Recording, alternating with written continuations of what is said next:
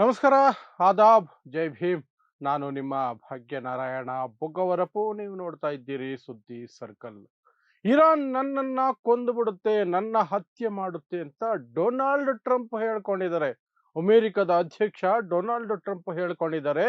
ಆ ಹೇಳಿಕೆಯ ಹಿನ್ನೆಲೆಯಲ್ಲಿ ಆ ಹೇಳಿಕೆ ಭಯದ ಕಾರಣಕ್ಕೆ ಬಂದಿರುವಂತಹ ಹೇಳಿಕೆನ, ಅಥವಾ ಸಿಂಪತಿ ಗಿಟ್ಟಿಸಿಕೊಳ್ಳೋದಕ್ಕೆ, ಅನುಕಂಪವನ್ನ ಗಿಟ್ಟಿಸಿಕೊಳ್ಳೋದಕ್ಕೆ ಡೊನಾಲ್ಡ್ ಟ್ರಂಪ್ ನಾಟಕದ ಹೇಳಿಕೆ ಕೊಟ್ಟಿದ್ದಾರ, ಅದ್ರ ಬಗ್ಗೆ ಒಂದಷ್ಟು ವಿಮರ್ಶೆಯನ್ನು ಮಾಡೋ ಪ್ರಯತ್ನ ಮಾಡ್ತೀನಿ. ಅದರ ಜೊತೆಗೆ ಆಯತುಲ್ಲಾ ಅಲಿ ಖಾಮಿನಿ ಅವರ ಅಂತ್ಯ ಸಂಸ್ಕಾರ ಏನು 9ನೇ ತಾರೀಕು ಅಂದ್ರೆ ಇವತ್ತು ಮುಗಿಬೇಕಿತ್ತು, ಅದನ್ನ ಮುಂದೂಡಲಾಗಿದೆ, ಮುಂದುವರಿಸ್ತಾರಂತೆ.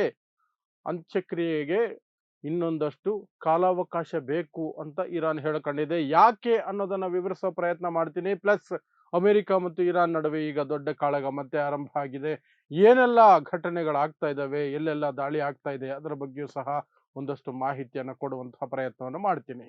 ಮೊದಲಿಗೆ ಅಮೆರಿಕ ಅಧ್ಯಕ್ಷ ಡೊನಾಲ್ಡ್ ಟ್ರಂಪ್ ತಿಕ್ಕಲು ತಿಕ್ಕಲು ಹೇಳಿಕೆಗಳನ್ನ ಕೊಡೋದ್ರ ಬಗ್ಗೆ ಯಾವ ಅನುಮಾನನೂ ಇಲ್ಲ. ಯಾಕಂದ್ರೆ ದಿನ ಬೆಳಗಾದ್ರೆ ಏನೋ ಒಂದು ವಿಚಾರದಲ್ಲಿ ತಿಕ್ಕಲು ಹೇಳಿಕೆಗಳು ಬರ್ತಾನೆ ಇರ್ತವೆ. ಆದ್ರೆ ಇರಾನ್ ವಿಚಾರದಲ್ಲಿ ಎಲ್ಲ ತಿಕ್ಕಲುತನಗಳನ್ನೂ ಮೀರಿದ ಹೇಳಿಕೆಗಳನ್ನ ನಾವು ಕಂಡಿದ್ದೀವಿ, ಮುಂದೆಯೂ ಸಹ ನೋಡ್ತೀವಿ. ಈಗ ಹೊಸ ಹೇಳಿಕೆ ಏನು ಅಂದ್ರೆ, ಇರಾನ್ ನನ್ನನ್ನ ಕೊಂದು ಬಿಡುತ್ತೆ, ನನ್ನನ್ನೇ ಕೊಂದು ಬಿಡುತ್ತೆ ಅಂತ ಹೇಳ್ತಾರೆ. ಯಾಕೆ, ಯಾವ ಹಿನ್ನೆಲೆಯಲ್ಲಿ ಹೇಳಿದ್ರು ಅಂದ್ರೆ, ಇರಾನ್ನ ಎಲ್ಲ ನಾಯಕರುಗಳನ್ನ ನಾನು ಮುಗಿಸ್ಬಿಟ್ಟಿದ್ದೀನಿ. ಅದಾದ ನಂತರ ಸೆಕೆಂಡ್ ಗ್ರೇಡ್ ನಾಯಕರು ಬಂದ್ರು, ಸೆಕೆಂಡ್ ಸ್ಟೇಜ್ ನಾಯಕರು, ಅವರನ್ನು ಮುಗಿಸ್ಬಿಟ್ಟಿದ್ದೀನಿ. ಈಗ 3ನೇ ಸ್ಟೇಜ್ನ ನಾಯಕರು ಬಂದಿದ್ದಾರೆ, ಅವರನ್ನು ಸಹ ಮುಗಿಸ್ಬಿಡ್ತೀವಿ. ಅವರು ನನ್ನನ್ನ ಮುಗಿಸ್ಬಿಡಬಹುದು, ನನ್ನನ್ನ ಸಾಯಿಸಬಹುದು ಅನ್ನುವ ಡೈಲಾಗ್ ಅನ್ನ ಡೊನಾಲ್ಡ್ ಟ್ರಂಪ್ ಹೇಳ್ಕೊಂಡಿದ್ದಾರೆ. ಈ ಹೇಳಿಕೆ ಕೊಡೋದಕ್ಕೆ ಕಾರಣ ಏನಂದ್ರೆ, ಪತ್ರಕರ್ತರು ಅಲ್ಲಿ ಪ್ರಶ್ನೆ ಕೇಳ್ತಾರೆ.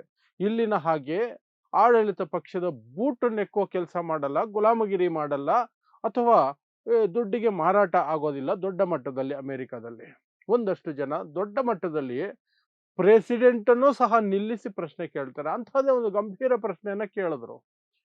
ನೀವು ಒಂದೊಂದು ಸಲ ಒಂದೊಂದು ರೀತಿ ಮಾತಾಡ್ತೀರಿ ಇರಾನ್ ಕುರಿತಾಗಿ. ಮೊದಲು ಹೇಳಿದ್ರಿ ಅವ್ರನ್ನೆಲ್ಲ ಸರ್ವನಾಶ ಮಾಡ್ಬಿಟ್ಟಿದ್ದೀವಿ ಅಂತ ಹೇಳಿದ್ರಿ. ಆ ನಂತರ ಹೇಳಿದ್ರಿ ಅವರೆಲ್ಲ ಧೈರ್ಯಶಾಲಿಗಳು, ಬಹಳ ಬುದ್ಧಿವಂತರು ಅಂತೆಲ್ಲ ಹೇಳಿದ್ರಿ. ಈಗ ಹೇಳ್ತಿದ್ರಿ ಅವರಷ್ಟು ಮುಟ್ಟಾಳ್ರು ಯಾರು ಇಲ್ಲ, ಅವರೆಲ್ಲ ಅಯೋಗ್ಯರು, ನಾಲಾಯಕಗಳು ಅಂತ. ಏನಕ್ಕೆ ಇಂತಹ ಬದಲಾವಣೆ ಹೇಳಿಕೆಗಳಲ್ಲಿ ಅಂತ ಕೇಳ್ಬಿಟ್ರು ಪ್ರಶ್ನೆ. ಆ ಪ್ರಶ್ನೆಗೆ ಉತ್ತರಿಸ್ತಾ, ನಾವು ಎಲ್ಲಾ ನಾಯಕರನ್ನ, ಈ ಹಿಂದಿನವರನ್ನ ಕೊಂದುಬಿಟ್ಟಿದ್ದೀವಿ, ಸೆಕೆಂಡ್ ಸ್ಟೇಜ್ ಅವರನ್ನು ಕೊಂದುಬಿಟ್ಟಿದ್ದೀವಿ, 3ನೇ ಸ್ಟೇಜ್ ಅವರು ಈಗಿರುವಂತಹ ನಾಯಕರು, ಅವರು ಇದೆಲ್ಲ ನೋಡಿದ ಮೇಲೆ ಒಂದಷ್ಟು ಬುದ್ಧಿವಂತರಾಗ್ತಿದ್ದಾರೆ, ಸ್ವಲ್ಪ ಸ್ಮಾರ್ಟ್ ಅಲ್ಲಿ ಥಿಂಕ್ ಮಾಡ್ತಾರೆ ಅಂತ ಅನ್ಕೊಂಡಿದ್ದೆ. ತಪ್ಪು ತಿಳ್ಕೊಂಡಿದ್ದೆ ನಾನು. ಇಲ್ಲ, ಅವರು ಸಹ ಈಗ ಹೊರ್ಮುಜ್ ಸ್ಟ್ರೈಟ್ ಅಲ್ಲಿ ಹಡಗುಗಳ ಮೇಲೆ ದಾಳಿ ಮಾಡಿ ಅವರು ಮೂರ್ಖರು ಅಂತ ತೋರಿಸ್ಕೊಂಡಿದ್ದಾರೆ. ಅವರ ಎಲ್ಲರನ್ನು ಕೊಂದಿದ್ದೀವಿ, ಮುಂದೆ ಇರೋರನ್ನು ಕೊಲ್ತೀವಿ, ನನ್ನನ್ನು ಅವರು ಕೊಂದು ಬಿಡಬಹುದು, ಕೊಂದು ಬಿಡ್ತಾರೆ, ಇಂತಹದೊಂದು ಹೇಳಿಕೆ ಬಂತು. ಆದ್ರೆ ನಿಜವಾಗ್ಲೂ ಈ ಹೇಳಿಕೆ ಭಯದ ಕಾರಣಕ್ಕೆ ಬಂದಿದ್ಯಾ, ನನ್ನನ್ನು ಕೊಂದೇ ಬಿಡ್ತಾರೆ, ಅಯ್ಯೋ ನನ್ನನ್ನು ಸಾಯಿಸ್ಬಿಡ್ತಾರೆ ಅಂತ? ಹಾಗಿರ್ಲಿಕ್ಕಿಲ್ಲ. ಯಾಕಂದ್ರೆ ಅಮೆರಿಕ ಅಧ್ಯಕ್ಷನಿಗೆ ಜಗತ್ತಿನ ಅತಿ ದೊಡ್ಡ ಸುರಕ್ಷತೆ ಇದೆ. ಅಮೆರಿಕ ಅಧ್ಯಕ್ಷನನ್ನ ಕೊಲ್ಲೋದು ಸಾಧ್ಯನೇ ಇಲ್ಲ ಈಗಿನ ಸನ್ನಿವೇಶಕ್ಕೆ, ಈ ಸಂದರ್ಭಕ್ಕೆ. ಅದಿತ್ತು, ಜಾನ್ ಎಫ್ ಕೆನಡಿನೆಲ್ಲ ಕೊಂದಿದ್ರು, ಅದು ಆ ಕಾಲದಲ್ಲಿ ಅಮೆರಿಕ ಅಧ್ಯಕ್ಷರ ಕೊಲೆಗಳಾಗ್ತಿತ್ತು.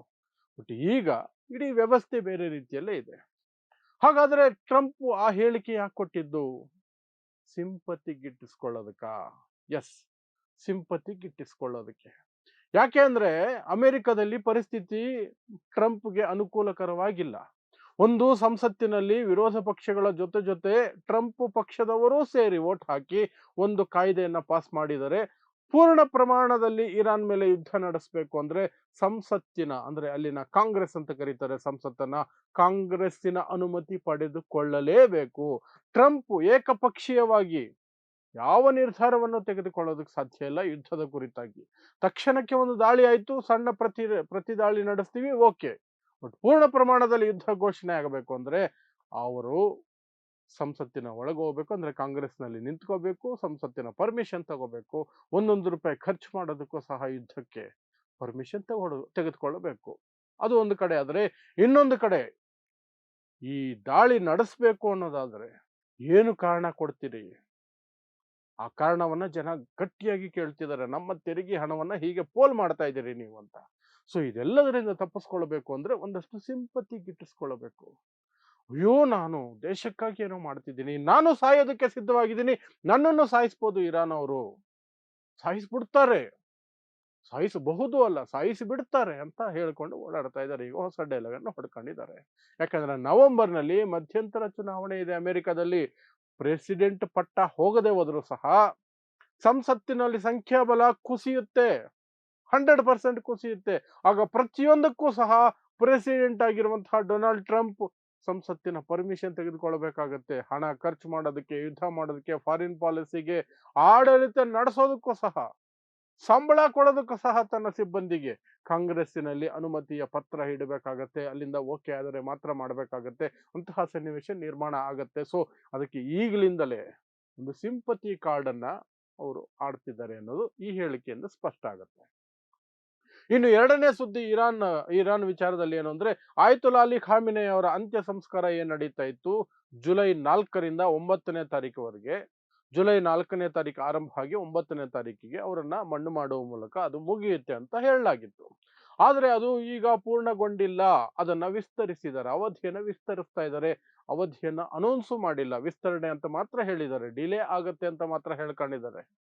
ಯಾಕೆ ಯಾಕೆ ಅಂದ್ರೆ ಅವರನ್ನ ನೋಡೋದಕ್ಕೆ ಬರ್ತಿರುವಂತಹ ಜನಸಂದಣಿ ಇದೆಯಲ್ಲ, ಅದು ನಿರೀಕ್ಷೆಗೂ ಮೀರಿದಂತೆ ಹೋಗ್ತಿರೋದ್ರಿಂದ ಆ ಸಾಗಾಟ ಏನಿದೆ, ಆ ಮೆರವಣಿಗೆ ಏನಿದೆ, ಆ ಗಾಡಿ ಏನು ಹೋಗ್ತಿದೆಯಲ್ಲ, 5 ಜನರ ಕಾಫಿನ್ಗಳನ್ನ ಇಟ್ಕೊಂಡು ಅಥವಾ ಶವಪೆಟ್ಟಿಗೆಗಳನ್ನ ಇಟ್ಕೊಂಡು, 5 ಜನ ಯಾರು, ಆಯತುಲ್ಲಾ ಖಾಮಿನಿ ಅವರು ಕುಟುಂಬಸ್ಥರು, ಅದರಲ್ಲಿ 5 ವರ್ಷದ ಮಗುವಿನ ಮೃತದೇಹ ಸಹ ಇದೆ, ಮೊಮ್ಮಗಳು.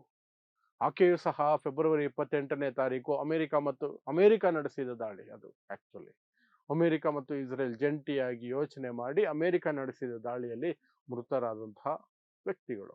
ಅವರದ್ದು ಏನು ಹೋಗ್ತಿದೆಯಲ್ಲ ಮೆರವಣಿಗೆ, ಅದು ಜನಸಂದಣಿಯ ಕಾರಣಕ್ಕಾಗಿ ಅಂದುಕೊಂಡಷ್ಟು ವೇಗವಾಗಿ ಹೋಗಕ್ಕೆ ಸಾಧ್ಯ ಆಗಿಲ್ಲ. ಇಡೀ ಇರಾನಿನ ಪ್ರಮುಖ ನಗರಗಳನ್ನ ದಾಟಿ ಹೋಗಬೇಕಾಗತ್ತೆ. ಪ್ಲಸ್ ಇರಾಕಿನ ಕೆಲವು ಭಾಗಗಳಿಗೂ ಹೋಗಿ ವಾಪಸ್ ಇರಾನಿಗೆ ಬಂದು ಅಲ್ಲಿ ಅಂತ್ಯ ಸಂಸ್ಕಾರ ನಡೆಸಬೇಕಾಗತ್ತೆ. ಸೊ ಆ ಕಾರಣಕ್ಕಾಗಿ ಅಲ್ಲಿ ಅದು ಪೂರ್ಣಗೊಳ್ತಾ ಇಲ್ಲ. ಮಶಾದ್ ಸಿಟಿಯನ್ನ ಇನ್ನೂ ತಲುಪಿಲ್ಲ, ಮಶಾದ್ನಲ್ಲಿಯೇ ಅವರನ್ನ ಅಂತ್ಯಕ್ರಿಯೆ ಮಾಡಲಾಗೋದು. ಹಾಗಾಗಿ ಮಶಾದ್ ಸಿಟಿಗೆ ತಲುಪೋದು ಇನ್ನ ತಡ ಆಗತ್ತೆ. ಸೊ ಅದನ್ನ ಮುಂದೂಡಿದ್ದಾರೆ ಅಂತ್ಯ ಸಂಸ್ಕಾರವನ್ನ.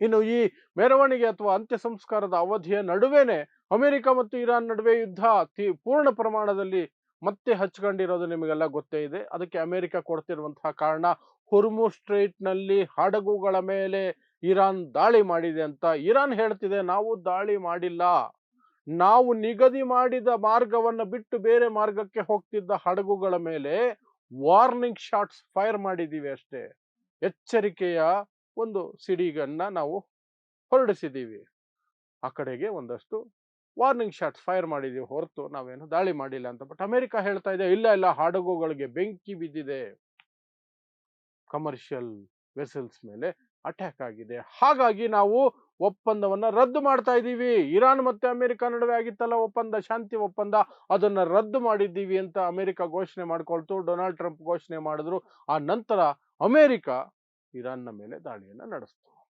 ಇರಾನ್ನಲ್ಲಿರುವಂತಹ 3-4 ಪ್ರಮುಖ ನಗರಗಳ ಮೇಲೆ, 80ಕ್ಕೂ ಹೆಚ್ಚು ಪ್ರದೇಶಗಳ ಮೇಲೆ ದಾಳಿಯನ್ನ ಅಮೆರಿಕ ನಡೆಸ್ತು.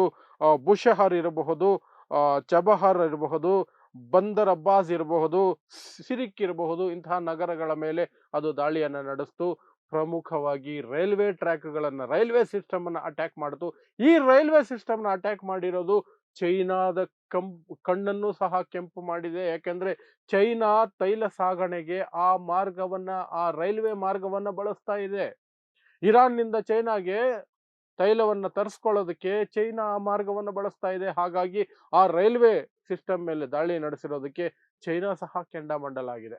ಇನ್ನು ಅವರು ದಾಳಿ ನಡೆಸಿದಾಗ, ಅಮೆರಿಕ ದಾಳಿ ನಡೆಸಿದಾಗ ಇರಾನ್ ಸುಮ್ಮನೆ ಇರುತ್ತಾ?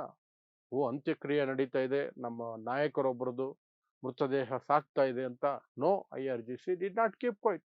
ಅವರು ರಿಟಾಲಿಯೇಟ್ ಮಾಡಿದ್ರು, ಪ್ರತಿ ದಾಳಿಯನ್ನ ನಡೆಸಿದ್ರು.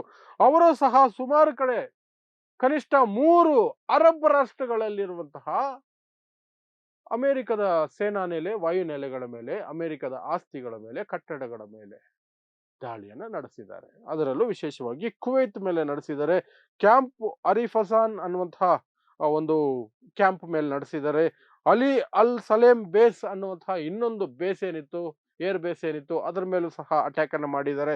ಇನ್ನು ಬಹ್ರೇನ್ ನಲ್ಲಿರುವಂತಹ US 5th ಫ್ಲೀಟ್ ನ ಹೆಡ್ ಕ್ವಾರ್ಟರ್ಸ್, ಅದರ ಮೇಲೆ ಮತ್ತೆ ದಾಳಿ ನಡೆಸಿದ್ದಾರೆ. ಈ ಹಿಂದೆ ನಡೆಸಿದ್ರು, ಈಗ ಮತ್ತೆ ಅದನ್ನ ರೀಕನ್ಸ್ಟ್ರಕ್ಟ್ ಆಗಿರುತ್ತೆ ಈ ಗ್ಯಾಪ್ ಅಲ್ಲಿ. ಬಟ್ ಈಗ ಮತ್ತೆ ಅದರ ಮೇಲೆ ದಾಳಿಯನ್ನ ನಡೆಸಿದ್ದಾರೆ. ಶೇಖ್ ಇಸಾ ಬೇಸ್ ಮೇಲೆಯೂ ಸಹ ದಾಳಿಯನ್ನ ನಡೆಸಿದ್ದಾರೆ. ಅದು ಸಹ ಬಹರೇನ್ ಅಲ್ಲಿ ಇರುವಂತಹದ್ದು. ಸೊ ಹೀಗೆ ನಾನಾ ಪ್ರದೇಶಗಳ ಮೇಲೆ ಇರಾನ್ ಸಹ ಪ್ರತಿ ದಾಳಿಯನ್ನು ನಡೆಸಿದೆ ಮತ್ತು ಇರಾನ್ ಕಡೆಯಿಂದ ಜಬರ್ದಸ್ತ್ ಆದಂತಹ ಎಚ್ಚರಿಕೆಯು ಸಹ ಬಂದಿದೆ. ಇರಾನ್ ಹೇಳ್ತಾ ಇದೆ, ಅಮೆರಿಕದ ದಾಳಿಯಿಂದ ನಮ್ಮಲ್ಲಿ 14 ಸಾವಾಗಿದೆ, 78 ಜನ ಗಾಯಗೊಂಡಿದ್ದಾರೆ, ಇದಕ್ಕೆ ಪ್ರತೀಕಾರವನ್ನ ತೀರಿಸ್ಕೊಳ್ತೀವಿ. ನಮ್ಮ ಮಕ್ಕಳನ್ನ ಕೊಂದಿದ್ದೀರಲ್ಲ ನೀವು, ಅದಕ್ಕೆ ಪ್ರತೀಕಾರವನ್ನ ತೀರಿಸ್ಕೊಳ್ತೀವಿ.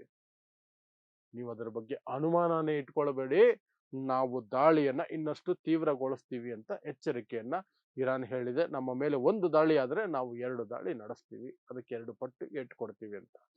ಅಮೆರಿಕಾಗೆ ಏಟು ಕೊಡೋದು ಅಂದ್ರೆ ಅರಬ್ ರಾಷ್ಟ್ರಗಳು, ಅಮೆರಿಕದ ಚಮಚಾಗಿರಿಯಲ್ಲಿ ಮುಳುಗಿರುವಂತಹ ಅರಬ್ ರಾಷ್ಟ್ರಗಳ ಮೇಲೇನೆ ದಾಳಿ ಆಗತ್ತೆ. ಅದೇ ಆಗ್ತಾ ಇದೆ. ಸೊ ಇದಿಷ್ಟು ಅಮೆರಿಕ ಮತ್ತು ಇರಾನ್ ನಡುವೆ ನಡೀತಾ ಇರುವಂತಹ ಸಂಘರ್ಷದ ಹೊಸ ಬೆಳವಣಿಗೆಗಳು ಮತ್ತು ಅದರ ನಡುವೆ ಆಯತುಲ್ಲಾ ಅಲಿ ಖಾಮಿನಿ ಅವರ ಅಂತ್ಯ ಸಂಸ್ಕಾರ ಒಂದಷ್ಟು ಮುಂದೂಡಲಾಗಿದೆ, ಡಿಲೇ ಆಗಿದೆ. ಯಾಕೆಂದ್ರೆ ಸಾಗ್ತಿರುವಂತಹ ಮಾರ್ಗದಲ್ಲಿ ನಿಗದಿತ ಸಮಯಕ್ಕೆ ಅಷ್ಟು ವೇಗವಾಗಿ ಅದು ಮುಂದಕ್ಕೆ ಹೋಗೋಕೆ ಸಾಧ್ಯ ಆಗ್ತಿಲ್ಲ. ಯಾಕಂದ್ರೆ ಜನಸಂದಣಿ ಆ ಮಟ್ಟದಲ್ಲಿ ಸೇರ್ತಿದ್ದಾರೆ ಅಷ್ಟೇ. ಸೊ ಇಂತಹದ್ದೇ ವಿಶೇಷ ಸುದ್ದಿಗಳಿಗಾಗಿ ನೋಡ್ತಾ ಇರಿ ಸುದ್ದಿ ಸರ್ಕಲ್. ನಾನು ನಿಮ್ಮ ಭಾಗ್ಯ ನಾರಾಯಣ ಬೊಗವರಪು.